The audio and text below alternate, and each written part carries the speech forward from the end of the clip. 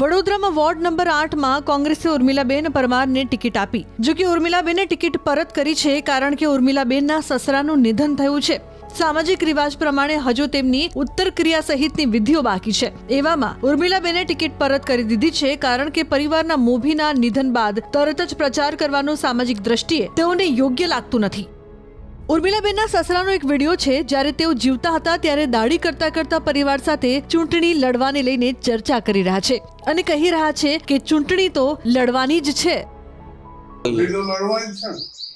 તમારું શરીર સારું નહીં એટલે મારું શરીર સારું છે, કશું સારું કશું નથી થવાનું મારે,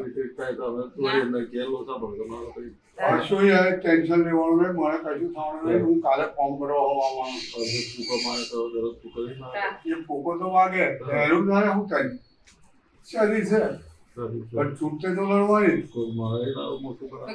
કે બાપો બીમાર છે છૂટનો લડવા નીકળી પડ્યો જ। કોણ કે એવું શું બંધ કરી દેવાનું છે, લડવાનું જ છે।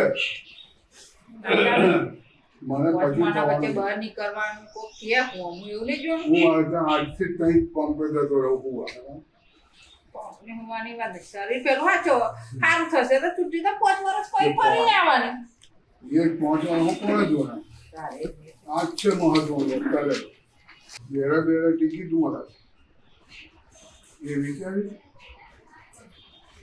નહીં લડું નહીં લડું દર ફેરે એમ કરી પેલી ખાલી પોકડે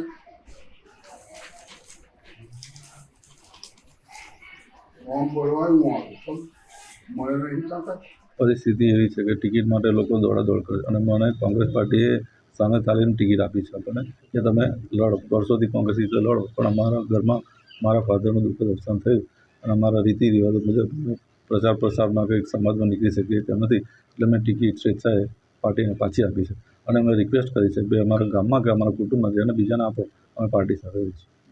સમાજની આપણે વાત કરીએ કેવા રીતિ રિવાજ છે? સિવાજ એટલે સમાજમાં એવું છે કે ભાઈ 10-15 દિવસ કે 20 દિવસ કે સવા મહિના સુધી બહાર નહીં નીકળવાનું। પાર્ટી લેવલ એવું હોય છે કે ભાઈ પ્રચાર ડોર ટુ ડોર કેમ્પેન કરવાનું હોય એટલે અમારે જઈ શકતા નથી બહાર, એટલે અમે ટિકિટ પાછી ચૂંટણી તો આવતી રહેશે 5 વર્ષ પછી પણ આવશે, પણ જે દુઃખની ઘડી આવી ગઈ છે એ ફરી આવવાની નહીં।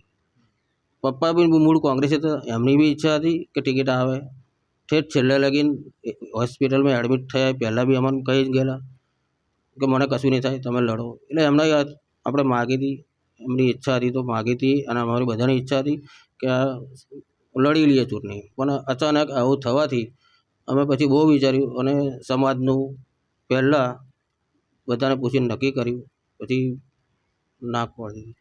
એમને એમની જે ઉમેદવાર તરીકે અમે જે જાહેર કર્યા છે એ ઉમેદવારી પાછી ખેંચી છે, લેખિતમાં પક્ષને જાણ કરી છે અને આપણે સૌ સમજી શકીએ કે આજે આપણા ઘરમાં પણ કોઈનું દુઃખદ નિધન થાય તો આપણી હિન્દુ સંસ્કૃતિ અને પરંપરા પ્રમાણે લગભગ જે 12 થી 13 દિવસની જે વિધિ હોય છે એમાં પરિવારના તમામ સભ્યો હાજર રહેવાનું હોય છે, ત્યારે એમને પણ ચૂંટણી લડવા કરતાં વધારે ને કોઈ પણ આજે દીકરો દીકરી હોય તો આપણે પણ આપણી ફરજના ભાગરૂપે ચૂંટણીને મહત્ત્વ ના આપીએ, પણ આપણા પરિવારના જે વડીલ ગુજરી ગયા છે એની વિધિ કરવાનું એનું આપણે મહત્ત્વ આપીએ, એ કામ ઉર્મિલાબેને કર્યું છે।